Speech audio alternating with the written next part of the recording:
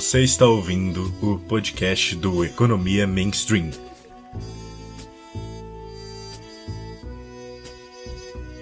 Olá, Homo Econômicos, caso você seja uma pessoa que falta alguns parafusos desse dígito da economia, ou então, olá, Homo Sapiens, caso você seja uma pessoa com sanidade. Meu nome é João Pedro Freitas, graduando em Economia na USP, e você está ouvindo mais uma edição do podcast do Economia Mainstream, o podcast do projeto de divulgação científica de economia numa internet lotada de heterodoxias. Bom, para falar hoje da economia argentina e do plano austral, eu tenho comigo Rafael Rosa, graduando em economia pelo IBMEC do Rio de Janeiro. E aí, pessoal, como é que vocês estão? Além de lindos, como sempre. Olha só. E também um cara muito importante pro nosso podcast, no momento só tava ali no backstage, mas hoje vai mostrar sua voz, Thales, graduando em economia pela UFMS. E aí, galera, beleza? Vamos lá.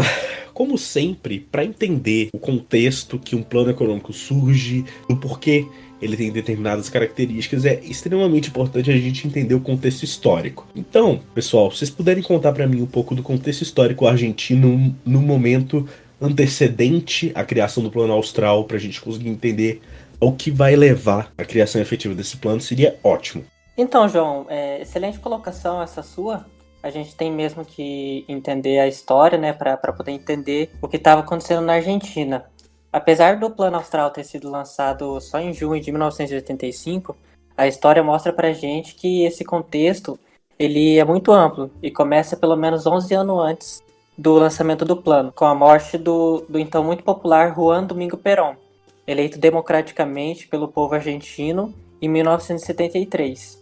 Acontece que o Perón foi vítima de uma parada cardíaca no ano em que assumiu a presidência. Sua então esposa, aliás, terceira esposa, Isabel Perón, assumiu a presidência e então governou até 1976. Só que ela não era uma grande ativista política, ela não tinha o conhecimento e manejo político do Perón, obviamente. O seu governo foi vítima de um golpe de Estado orquestrado pelos comandantes das Forças Armadas, os três poderes das Forças Armadas: Jorge Videla, o general de exército argentino, Orlán Agostí, tenente brigadeiro da Aeronáutica Argentina, e Emílio Maceira, almirante de esquadra da Argentina. Durante o governo da junta militar, foi instaurado um verdadeiro estado de terror na Argentina. Diversos grupos políticos e de militância foram perseguidos no que ficou conhecido como a Guerra Suja. Grupos como o Exército Revolucionário do Povo e a própria militância peronista, que era contra a junta militar, foram sistematicamente caçados e exterminados pelos braços do exército argentino. Isso gerou um grande repúdio na comunidade internacional. Diversos grupos de direitos humanos e até governos repudiaram essas ações argentinas. Os números dessa guerra suja são impressionantes. Os números mais conservadores que a gente tem apontam para cerca de 9 mil mortos ou desaparecidos. Os números mais pessimistas, infelizmente, apontam para uma estimativa de 30 mil pessoas mortas ou desaparecidas. No âmbito econômico, a junta militar encontrou uma Argentina assolada pela inflação. O então líder do governo, Jorge Videla, deu carta branca a José Alfredo Martínez, ministro da Economia. O Rafael vai explicar melhor para a gente como funcionou esse lado econômico desse governo. Com uma situação fiscal equilibrada, é possível avançar agora hacia el congelamiento de precios y salarios para actuar globalmente contra el fenómeno inflacionario. Eu acho sempre muito legal passear pela história argentina, pessoalmente acho espetacular, né? Até pela presença de elementos que nos parecem eventualmente muito peculiares da história brasileira, mas que na verdade são muitas vezes inseridos dentro de um contexto muito mais amplo na América Latina. Talvez o momento em que isso fica mais flagrante, eu vou voltar um pouquinho, seja o pós-Segunda Guerra, em 1946, quando depois da eleição do Perón, como você disse, foi iniciado ali um plano de substituição de importações, talvez tão ou mais intenso que o nosso. Para que você tenha a dimensão da encrenca em que os argentinos se meteram na ocasião, a oferta monetária, em 2 anos, aumentou em 250% e o gasto público passou de 16% para 29% do PIB. Outro trecho histórico, cujas semelhanças entre o Brasil e a Argentina me comovem um pouco, e até peço perdão por devagar um pouco mais até do que eu devia, são os anos 50. Assim como a gente aprovou, na época ainda do governo Café Filho, curto governo Café Filho, porém muito importante, o ingresso de capitais externos sem cobertura cambial, e graças a isso eu consegui desenvolver uma indústria do setor terciário nos anos 50, na verdade nos 50 anos em 5 do Juscelino Kubitschek, o presidente Frondizi assumiria em maio de 1958 e também buscou financiar o desenvolvimento de uma indústria nacional, essa de base, porém indústria nacional, com investimentos estrangeiros decorrentes da aprovação de uma lei, também de 58, que autorizava a remissão de lucros ao exterior. Do ângulo da política monetária, que é a parte que eu sei um pouquinho melhor, todos os governos que vieram depois de 55 fracassaram retumbantemente em sua mais do que evidente missão de sanear a moeda. E aí eu acho importante até que se fale, em 56, por encomenda do então presidente Aramburu, com esse nome medonho, um economista que nem na Argentina é muito conhecido, mas que deveria ser, chamado Raul Prebisch, elaborou um plano de estabilização chamado Moneda Sana ou Inflación Incontenible, que em tradução livre pode ser moeda sã ou inflação irreprimível. O plano, como sugere o próprio nome, tinha um caráter ortodoxo, era fiscalista, advogava em favor da interrupção do financiamento inflacionário, mas pelas razões mais óbvias do mundo, o monetarismo era incompatível com as políticas expansionistas sobre as quais se assentavam as insanidades dependentistas defendidas ali pelo governo argentino da época. Tanto aqui quanto lá, essa cabeça cepalina dos infernos, ali do pessoal que tinha canita, lá atrás, não só retardou a abertura, que até hoje está atrasada tanto lá quanto cá, como o próprio processo de estabilização. Esse até hoje incompleto na Argentina, que já não sabe o que é uma inflação de um dígito há sabe-se lá quanto tempo. E que apesar da própria demanda reprimida pela pandemia agora, registrou em 2020 uma inflação de 36% anuais. Então, o contexto histórico que levou ao Plano Austral é um contexto bem conhecido dos latino-americanos. Governos estimulando expansionismo fiscal, estimulando políticas desenvolvimentistas e, por consequência disso, uma inflação galopante. O contexto que acabou levando a isso foi a morte do Perón, né? Inclusive uma figura extremamente importante para a gente entender o que é a política argentina hoje, né? Tem uma frase muito famosa, sem ser política. No Brasil, a gente usa muito o termo centrão e a gente só consegue entender a política brasileira se a gente entende o que é o centrão. Na Argentina é a mesma coisa. Você só consegue entender o que é a política argentina se você entende o que é o peronismo e o que o Perón representou para a política argentina.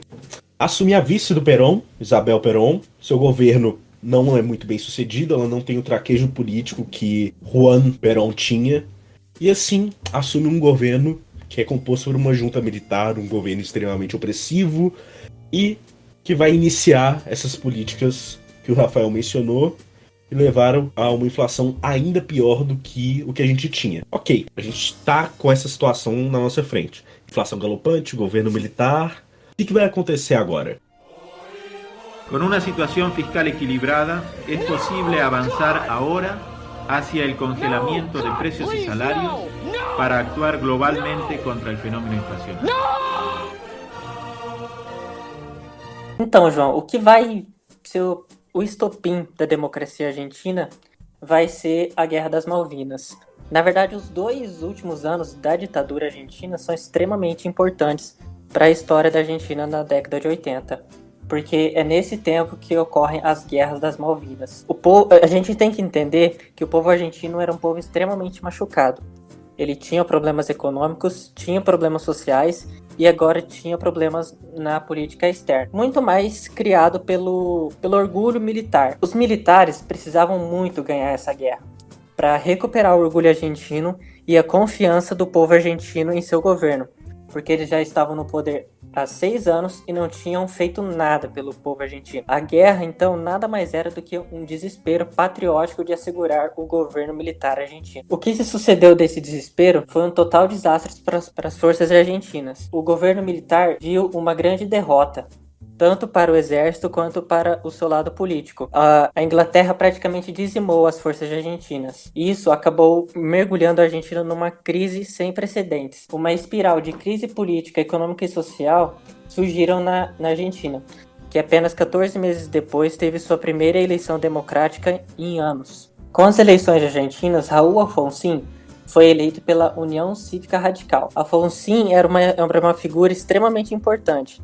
Ele ganhou alta popularidade durante a ditadura militar argentina por ser um ativista no âmbito jurídico. Ele lutava pela soltura dos presos políticos através de habeas corpus. Afonso era um profundo conhecedor da política argentina e usava disso para ganhar apoio nas militâncias políticas. Apesar dele não concordar com nenhum dos lados, tanto a ditadura militar argentina, que na sua visão era de direita, tanto o exército revolucionário argentino, que queria instaurar uma ditadura proletária, Afonso acabou ganhando grande popularidade entre o povo, principalmente como o único nome válido para a democracia argentina. Após assumir o cargo da presidência, Afonso tratou de instaurar uma verdadeira sindicância para investigar os crimes cometidos pela ditadura militar, o CONADEP, Comissão Nacional de Desaparecimento de Pessoas. Esse departamento da Justiça Argentina seria responsável por investigar e punir cada um dos militares responsáveis pelo desaparecimento e morte das milhares de pessoas anteriormente citadas. O problema é que Afonso subestimou a força dos militares argentinos. Os militares, apesar de serem derrotados nas guerras das Malvinas, ainda tinham uma força política interna na Argentina muito forte. Eles criaram o movimento dos Caras Pintadas, que nada mais era do que saírem às ruas pedindo para não serem julgados. Isso mesmo, eles não queriam ser julgados pelos crimes cometidos por eles na década.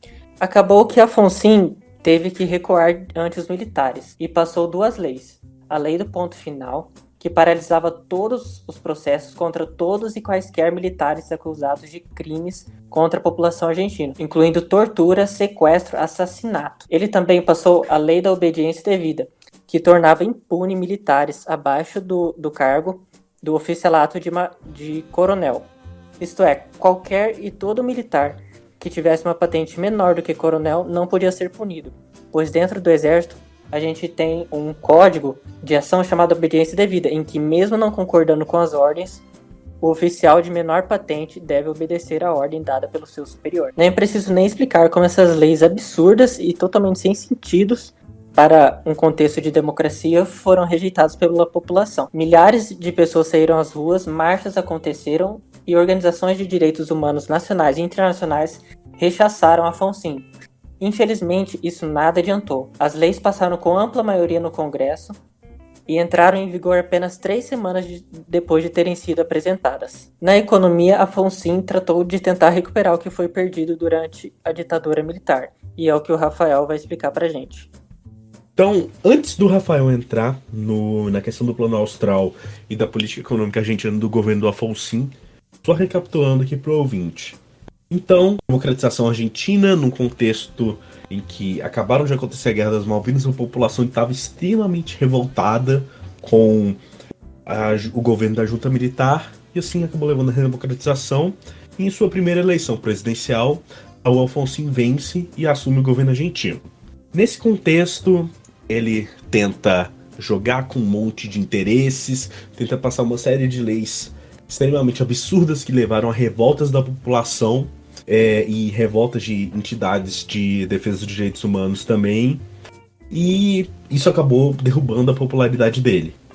Mas, então, Rafael, agora, depois dessa pequena recapitulação, me conta, o que o Afonso fez para dar o fim a herança inflacionária dos militares? Con una situación fiscal equilibrada, es posible avanzar ahora hacia el congelamiento de precios y salarios para actuar globalmente contra el fenómeno inflacionario. Depois que o presidente Perón morreu lá atrás, né, e a dona Isabelita, sua esposa, depois viúva, delegou López Rega, o comando das ações econômicas do governo. Aliás, sim, a Argentina elegeu um casal para a presidência, tá? O marido para presidente, o esposo para vice. E mais bizarro que isso até, acho que não existe outra palavra, bizarro mesmo, é que as responsabilidades da condução da política econômica do país recaíram sobre os ombros de um assassino, literalmente um assassino. É porque a pauta não é essa, né? Desculpa até fugir um pouco da pauta de novo, mas acho que é importante que se diga esse tipo de coisa.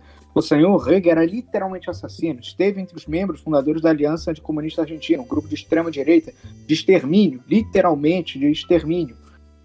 Mas, de novo, o tema não é esse, né? E, assim, na condição de ministro, o senhor Rega propôs políticas bem mais austeras que as do seu antecessor, com aumentos de imposto, controle salarial dos trabalhadores industrial. Os efeitos dessa política um pouco mais agressiva até foram sentidos, sobretudo quando a Confederação Geral dos Trabalhadores funciona mais ou menos como uma espécie de CUT local que toma vinho e come alfajor, decretou greve de 48 horas em defesa de aumentos de salário. As confusões da política acabaram muito rapidamente se misturando com as já estridentes conturbações econômicas. Esse tipo de coisa acaba acontecendo muito frequentemente, tanto lá quanto cá, com destaque particular para a primeira crise da dívida externa argentina. Foi a primeira apenas. Hoje a Argentina é um dos países mais endividados do mundo, mas a coisa começou a porrar lá, sobretudo nessa época. Toda a bagunça acabou desembocando em 75 em uma inflação de 300% anuais, e mais tarde, quase no aniversário do golpe brasileiro, em março de 76, na deposição da Isabela Perón. E a ditadura de 76, como o Thales disse, com muito mais desenvoltura e inteligência do que eu, foi talvez a mais hostil da história da América Latina. Assim como aqui, mas talvez em um grau um pouco mais elevado, foram observados todo tipo de repressão a movimentos sindicais, estes muito atuantes em razão de perdas salariais decorrentes de uma política econômica que também teve alguma similaridade com a fase inicial, sobretudo do autoritarismo brasileiro, que, bem como a Argentina, adotou uma política de achatamento dos salários reais com o objetivo de comprimir a demanda agregada e controlar a inflação. Por peculiaridades, a meu juízo, que envolvem, sobretudo, o uso de instrumentos de indexação e desenvolvimento do mercado de dívidas em acompanhamento com o arroxo, os ditadores brasileiros, ao contrário dos argentinos, não conseguiram controlar a inflação. Foram anos de uma inflação que, embora por uma conversão sem nenhuma importância do ponto de vista econômico, não pudesse ainda ser chamada de hiper, estacionou ali nos 3 dígitos e da Guerra das Malvinas em diante, disparou que nem um foguete. Por uma coincidência temporal tão sem relevância quanto, pelo menos, interessante, no mesmo ano em que foi publicado o histórico e ortodoxo plano do Raul Prebisch, foi escrito o ainda mais histórico The Monetary Dynamics of Hyperinflation, novamente com perdão do péssimo inglês, do Philip Kagan, nunca sei qual é o nome do cara. O documento, ao contrário daquele que foi assinado pelo fiscalista Prebisch, se apoiava em uma visão inercialista da inflação. Esse jeito, tão canhestro quanto até meio bêbado de se enxergar as coisas, acabou servindo de base para o Plano Austral. Né? Segundo o Führer, um trabalho do Führer espetacular de 1995, recomendo a todos que leiam, a inércia vem da credibilidade imperfeita do Banco Central, em primeiro lugar, dos contratos que se estabelecem entre preços e salários e da lentidão dos ajustes de expectativa. É importante que você tenha claro que todo o processo inflacionário de que se tem notícia no mundo contém, em maior ou menor grau, um certo nível de inércia que inflaciona o sistema de preços a um nível ligeiramente superior ao que é necessário para financiar o déficit no caixa do governo. A ambiguidade inercialista não reside, portanto, no papel das expectativas sobre a curva de inflação, mas na recorrente confusão que se faz entre o que são causa e efeito em uma hiperinflação. No caso argentino em particular, possivelmente o problema não soa tão ruidoso ao ouvido dos brasileiros, cujas contas, bem como as do vizinho, foram atacadas por ditadores absolutamente nada interessados em responsabilidade fiscal. Assim como no Brasil, a inflação argentina manteve-se agressiva por tanto tempo em razão dos desequilíbrios orçamentários produzidos por anos de autoritarismo. Hoje, a gente comemora na Argentina o Plano Austral, que foi cercado de muita expectativa. A moeda foi, quando colocada em circulação, dentro daquele contexto que parecia muito com o do Cruzado, né? Até assim, no ano, o Cruzado foi em 1986 e inclusive inspirado em parte pelo Plano Austral, depois de sair de um regime militar, autoritário, coisa e tal, que embora novamente por uma conversão arbitrária mesmo, não se tem um lastro técnico que explique por que razão a hiperinflação só acontece a partir dos 50% mensais. Isso não existe. Mas por essa convenção, embora ela não pudesse ser formalmente chamada de hiperinflacionária, já se registrava ali 400% anuais de inflação. Pareceu ali no começo que a coisa funcionaria bem, mas não funcionou, evidentemente. O tempo e as dinâmicas do sistema de preços não tiveram a menor piedade dos erros presentes no plano. Entre eles, aquele a que se costuma dar mais ênfase foi a adoção de políticas de fixed price empregadas pelo então presidente eleito Raul Alfonsín, né, que por tempo indeterminado proibiu reajuste de preço, salário e tarifa pública. Tinha-se ali uma intenção de você reduzir o financiamento inflacionário, se acabar com o financiamento inflacionário e passar a financiar, salvo engano, somente com base de lastro em dólar, ou de pelo menos divisa estrangeira. Uma espécie de dolarização soft ali que aconteceu, de maneira semelhante ali no plano real também, mas de maneira muito mais bem feita aqui, para fazer sempre um reducionismo que eu acho que acaba não comprometendo exatamente a análise, mas que ajuda a entender o quadro, né? Fora também a iniciativa de se reduzir o déficit público. Na ocasião, acho que o déficit na Argentina era de 12% do PIB, se não me engano, eles queriam reduzir para 2%, 2,5%, mas eles não chegaram nem perto disso. A Argentina não conseguiu equacionar o déficit público e a coisa foi para o brejo. Não tinha como. Essa ideia, compreensivelmente entendida pela economia convencional como um tratamento que, no lugar de atacar as causas da doença, suprime apenas os seus sintomas e externalidades, ao contrário do que você pode pensar, não surge somente dos já conhecidos impulsos populistas que partem da autoridade estatal. Assim como cruzado, no Brasil, a estratégia desinflacionária do Austral derivava de uma percepção enganosa, segundo a qual os preços subiam por inércia. Essa mentira, supostamente inocente, carimbou as suas digitais sobre o volante, que conduziu pelo menos metade da América Latina ao desabastecimento e ao ágio. Mas tem gente até agora que pensa que está tudo certo, que o problema era inercial. Estes aí não entenderam absolutamente nada do que aconteceu com o real e nada do que acontece com a Argentina. Bom, então, recapitulando novamente, Raul Alfonsin, nesse contexto extremamente caótico de redemocratização, impopularidade, tem um plano econômico baseado numa concepção fundamentalmente errada sobre a inflação, de que ela seria inicial, que eu estaria baseada basicamente na percepção das pessoas sobre a atuação do Banco Central e da moeda, e o plano não dá certo. O plano não corrige as falhas estruturais da economia argentina e, bom, efetivamente não temos um bom resultado com esse plano. Agora, como a gente já sabe, esse plano não deu certo e o porquê dele, né? Basicamente, algo que a gente já discutiu no episódio anterior das diferentes concepções sobre inflação e como elas acabam levando a diagnósticos e políticas econômicas distintas. E o Rafael já fez um comentário interessante sobre o atual presidente da Argentina. Quero que a gente, agora entrando num ramo um pouquinho especulativo da coisa, mas eu acho interessante, falar um pouquinho sobre o possível futuro econômico da Argentina. Um dos países que há alguns séculos era uma das economias mais promissoras da América Latina, tinha um dos maiores PIBs per capita e hoje é a Argentina, né? Então, vamos lá, eu quero que vocês façam esse pequeno exercício de especulação sobre o futuro econômico da Argentina. Con una situación fiscal equilibrada, es posible avanzar ahora hacia el congelamiento de precios y salarios para actuar globalmente contra el fenómeno inflacionario. Tem uma frase espetacular do Roberto Campos. Normalmente eu não lembro assim, exatamente qual é a frase, eu só lembro, na verdade, da ideia da frase, não sei precisar também o ano, mas o senhor Campos disse que Brasil e Argentina parecem dois bêbados, ou pareciam dois bêbados cambaleantes, mas enquanto a Argentina parecia estar voltando para o caminho da economia do mercado, o Brasil estava voltando para o bar. Faz todo sentido que ele pense dessa maneira, ou que ele pensasse dessa maneira, na medida que o Brasil, ele, durante muito tempo, sofreu para poder se livrar do crack, né? O Brasil hoje parece ser uma economia muito mais saudável que a Argentina, né? Que acho que nesses últimos 3 anos teve 50% de inflação, 40%, é uma coisa ridícula, na ausência de palavra mais pesada, ridícula. O secretário, esqueci agora qual é o nome do senhor secretário, mas trabalhava no Ministério da Economia no período austral, disse que para baixar a inflação, para bajar a inflação, ser monetarista, estruturalista e todo o que seja necessário. E se for necessário também fazer macumba, eu também faço. Eu acho que isso explica um pouco da necessidade do governo argentino e do desespero mesmo do governo argentino de se baixar a inflação.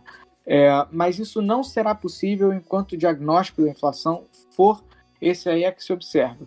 Não, o problema é inercial. A gente resolve com uma desindexação, a gente resolve com um congelamentozinho dos preços, mesmo num governo que a gente imaginava que seria um pouco mais liberal, que foi o governo Macri, reduziu o déficit público, é importante se lembrar, mas mesmo nesse governo, a gente observou, por exemplo, o congelamento de preço de aluguéis, né? Assim, a cultura do congelamento, ela está muito presente na economia argentina. E por que razão? É porque se acredita ainda no diagnóstico da inflação inercial, sabe?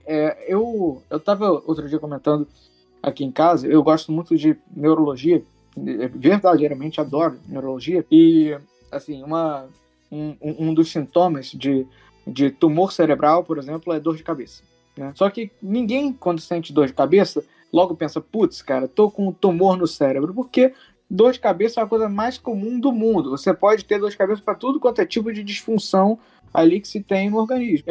Mas depois que você vai eliminando as possibilidades, né, você tem que sim levar em consideração que você está sim com uma porra de um tumor cerebral. E no caso argentino, eles têm um puta de um tumor, já sabe, sei lá, quantos anos de metástase, e eles estão insistindo ali em tomar um analgésico, fingir que nada acontece. Não, eles precisam fazer a droga da cirurgia. E a cirurgia qual é? Fazer um ajuste fiscal. Mas eles não querem. Eles acham que é keynesiano, é bonito você fazer uma coisa diferente, tá bom. Já disse, vamos ver até onde é que a Argentina vai aguentar isso aí, porque o povo argentino, coitado, não tem nada com isso. Mas chega da pena, né? Algo parecido com o que acontece na Venezuela, só que em menores proporções. A verdade é que a Argentina, o caminho que ela está trilhando é parecido com o de, sei lá, uma Venezuela tamanho família, né? Com a diferença de que tem vinho e alfajor, pelo menos tem isso. Acho uma discussão extremamente interessante. Falar sobre economia na América Latina como um todo é sempre um exercício muito, muito interessante, né? A gente vai ter muita coisa para falar, por exemplo, da economia chilena, depois que a Constituinte foi aprovada, enfim. Vai ter muito conteúdo aqui ainda sobre o contexto latino-americano. E bom, muito obrigado, Rafael e Thales, por estarem aqui mais uma vez comigo. Thales pela primeira vez na gravação, Rafael acho que já na segunda ou terceira vez. E também muito obrigado a você, caro ouvinte, por ter nos ouvido até aqui. Esperamos que você tenha gostado do podcast e até o próximo episódio.